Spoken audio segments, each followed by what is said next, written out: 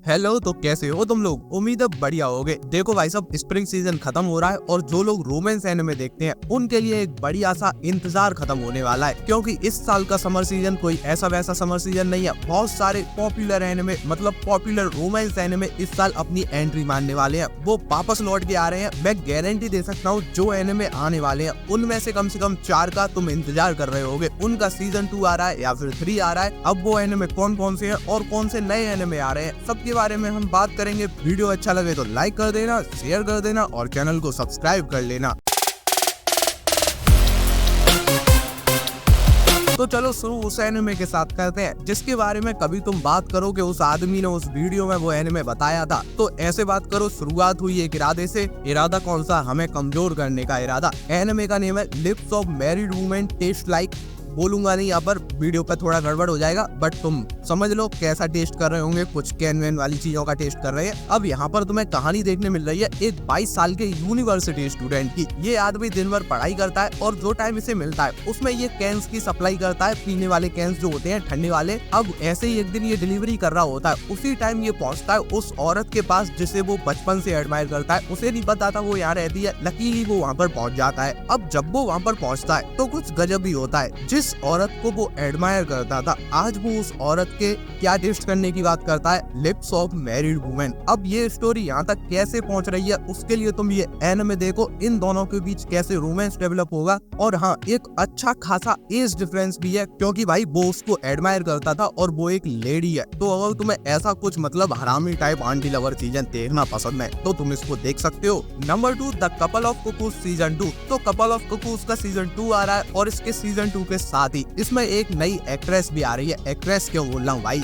ये तो कुछ गलत ही बोल रहा हूँ। ये एनिमे है तो इसमें एक न्यू कैरेक्टर भी आ रही है। पहले इसमें जो 3 लड़कियों के बीच एक वॉर चल रहा था, अब वो वॉर थोड़ा बड़ा होकर 4 लड़कियों के बारे में हो जाएगा, क्योंकि ऐसे एनिमे में यही होता रहता है। सेकंड सीजन में लड़के के लिए मुसीबतें थोड़ी और बढ़ जाएंगी, क्योंकि अब उसे 4 पर फोकस करना है और वो चारों उसके पीछे पड़ी होंगी। उन 4 में से उसे एक चुनना है। नंबर 3, वटारी कोस something is about to collapse. अब ये समथिंग क्या है वो यहाँ पर लिखा नहीं है। एनिमे ने इसको डेड डैश करके छोड़ दिया है। वो सब तुम एनिमे में पता करना। फिलहाल बात ये है, यहाँ पर तुम्हें एक भाई की कहानी देखने मिल रही है। एक ऐसा भाई जिसके माँ बाप उसकी छोटी बहन की पूरी जिम्मेदारी उसके ऊपर डालकर चले गए हैं और वो अपनी इस जिम्मेदारी को निभाने में बिल्कुल पीछे नहीं हट रहा। वो सब कुछ करता है जो उसकी बहन को जरूरत पड़ती है। और हाँ, इसी के चलते उसे स्कूल में काफी बेइज्जत भी किया जाता है कि ये तो बस अपनी बहन के लिए लगा रहता है। लेकिन उसे इन सब चीजों से कोई फर्क नहीं पड़ता। जब तक उसकी बहन खुश है वो भी खुश है। लेकिन फिर एक दिन कुछ गलत ही हो जाता है। उनकी जिंदगी में एक ऐसा इंसान आता है जो उनकी पूरी दुनिया हिलाकर रख देता है। वो कुछ ऐसे सीक्रेट्स उनके सामने ला रहा है जो उनने सोचे नहीं थे। अब ये इंसान कौन है, कहां से आया, क्यों आया और इनके स्कूल में ही क्यों आया, उसके लिए तुम ये एनिमे देखो। नंबर 4,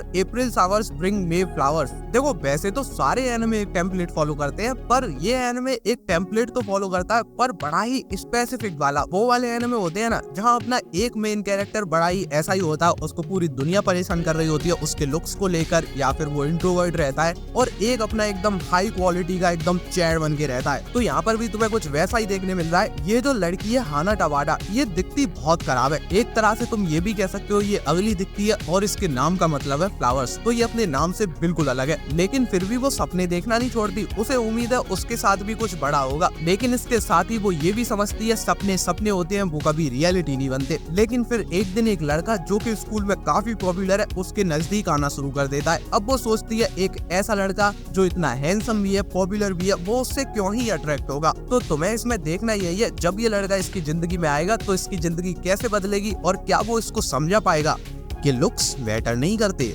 इंसान बढ़िया होना चाहिए। अब ये चीज मैंने इतनी धीरे क्यों बोली है मुझे भी नहीं पता। हम अगले एनिमे की तरफ बढ़ते हैं तो सही रहेगा। Number 5, rent a girlfriend season 5। देखो इस एनिमे के बारे में मैं बताऊं या ना बताऊं मुझे खुद भी नहीं पता। जो इस एनिमे को देख रहा है वो तो देखेगा ही, और जो नहीं देख रहा है वो भी शायद अट्रैक्ट हो जाए कुछ चीजें देख के। बाई चांस वो कहीं से कोई फोटोज या वीडियोस देख ले तो अट्रैक्ट हो सकता है। इसमें कोई नई बात नहीं है, क्योंकि मैं भी पहले नहीं देखता था और सीजन 3 में मैंने कुछ गलत सा ही देख लिया तो ये एनिमे देख लिया और मैं बहुत बुरा फंस गया हूँ। अब ये बहुत ही निहायती किस्म का एनिमे है, पर मैं इसको देख रहा हूँ क्योंकि मैं फंस गया हूँ। इसमें सब फंस जाते हैं भाई।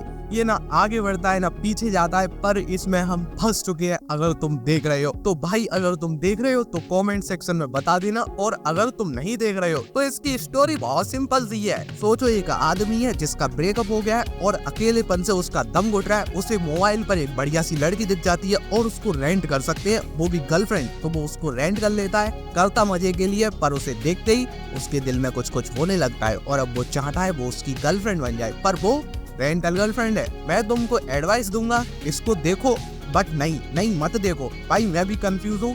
तुम देखो तो देख लो, मुझे मत पूछो, मैं बहुत बुरा फंसा हूँ। Number 6, rascal doesn't dream of Santa Claus. देखो भाई साहब, यहाँ पर मैंने तुम्हें जितने एनिमे बताए, जितने क्या भाई साहब 10 बताए हैं, लेकिन उन 10 में जो क्वांटिटी रखी गई है रोमांस की, वो बहुत ज्यादा है इसके कंपैरिजन में। इसमें तुम्हें रोमांस की क्वांटिटी काफी कम मिलेगी, मतलब जो रोमांटिक मूवमेंट्स होते हैं, पर उनकी जो क्वालिटी रहेगी वो बहुत हाई रहेगी। बाकी के एनिमे जो तुम्हें 2-3 एपिसोड लेके फील कराएंगे, ये वो 2-3 मिनट में फील करा देगा। ये कुछ ऐसा सा ही एनिमे रहता है। और हाँ, जो वो क्वालिटी तुम्हें देखने मिलती है रोमांस की, उसके इर्द गिर्द जो स्टोरी घूमती है वो काफी तगड़ी रहती है। उसमें तुम्हें मिस्ट्रीज देखने मिलती है, कमाल के फिनोमेना देखने मिलते हैं। होते वो फैंटेसी फिनोमेना, पर एनिमे के अंदर उन्हें साइंटिफिकली घुमा दिया है, तो कुछ ये अलग सा ही है। इस एनिमे के कुछ अलग ही फैन है। अब मैंने फैन इसलिए बोला क्योंकि ये कोई पहली बार नहीं आ रहा है, इसकी 2-3 मूवीज भी आ चुकी है और एक सीरीज भी है, और ये उसका 2nd सीजन है। तो अगर तुम्हें इसके बारे में कुछ पता है तो मैं क्यों बता रहा हूँ, सर्च कर लो और देख लो। इसका पहला सीजन देखो, उसका नाम है rascal doesn't dream of bunny girl senpai. Santa Claus हटा देना, ठीक है। नंबर 7 पर आता है there is no freaking way I will be your lover. इसमें तुम्हें एक लड़की की कहानी देखने मिल रही है जिसका मिडिल स्कूल एक्सपीरियंस कुछ बढ़िया नहीं गया है। उसे परेशान किया गया है, बुली किया गया है, वो किसी से बात भी नहीं करती थी, मतलब उसकी जिंदगी ही खराब थी। और इसीलिए जब वो हाई स्कूल में आ रही है तो उसने सोचा है वो वहाँ जाके सबसे पहले अपने फ्रेंड्स बनाएगी, एक बढ़िया सी अपनी लाइफ बनाएगी। लेकिन जब वो हाई स्कूल में पहुंचती है तो उसकी दोस्त तो बन जाती है, एक बढ़िया सी बेस्ट फ्रेंड बनती है उसकी, उसके साथ उसे रहना भी अच्छा लगता है। पर यहाँ पे प्रॉब्लम इतनी सी हो जाती है कि जिसको वो दोस्त समझ रही थी, जिसकी तरफ वो एक दोस्ती निभा रही थी,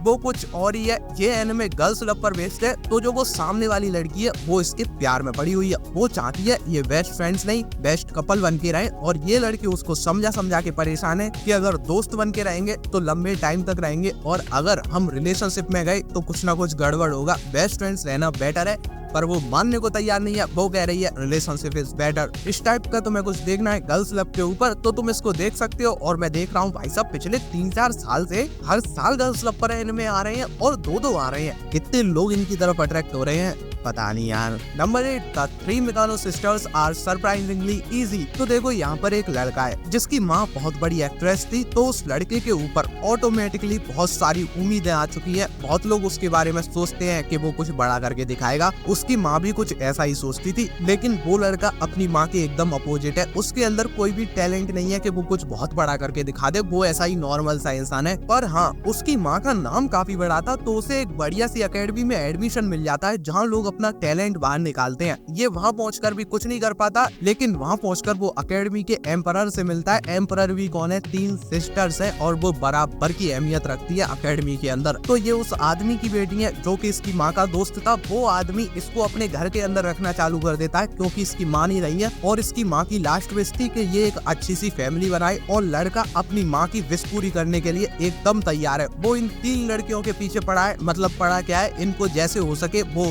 ट्रीटमेंट देना चाहता है कि एक फैमिली बन के रहे। कैसी फैमिली उम्मीद कर रहा है वो तो मैंने में देखो। Number 9, pregnant flowers blooms with dignity. देखो ये 10 एनिमे हैं, इनमें से टीआरपी भले ही किसी भी एनिमे की ज्यादा आए, लोग इंतजार भी शायद दूसरे एनिमे का कर रहे हो, पर ये एनिमे जब आएगा मैं गारंटी दे रहा हूँ ये इस साल का सबसे बेस्ट रोमांस एनिमे होगा, और अगले साल की जो एनिमे अवार्ड्स होंगे उनका विनर भी होगा। बस एक चीज और है जो इसके रास्ते में आ सकती है, वो है ब्लू बॉक्स, क्योंकि उसका 2nd पार्ट इसी साल आया था और उसका पहला पार्ट इस साल अवार्ड जीता था। इसकी स्टोरी की बात करूं तो स्टोरी इसकी बहुत सिंपल है। एक लड़का है और एक लड़की, दोनों की फैमिली बिल्कुल डिफरेंट है। एक की बड़ी फैमिली है और एक की छोटी फैमिली है। दोनों के स्कूल भी अलग, एक बड़ी फैमिली के स्कूल में पढ़ता है, एक छोटी फैमिली की, मतलब डिफरेंसेस बहुत है। ये दोनों किसी भी तरीके से एक साथ नहीं आ सकते, अगर आ गए तो सोसाइटी इन्हें चैन से रहने नहीं देगी। पर होगा भाई ये हम भी जानते हैं, क्योंकि ये एक लव स्टोरी है। अब ये कैसे होगा उसके लिए तुम ये एनिमे देखना, मैं सब थोड़ी बता दूंगा। फिर एनिमे में क्या रहेगा मैं तो भी पढ़ के बता दूंगा मांगा।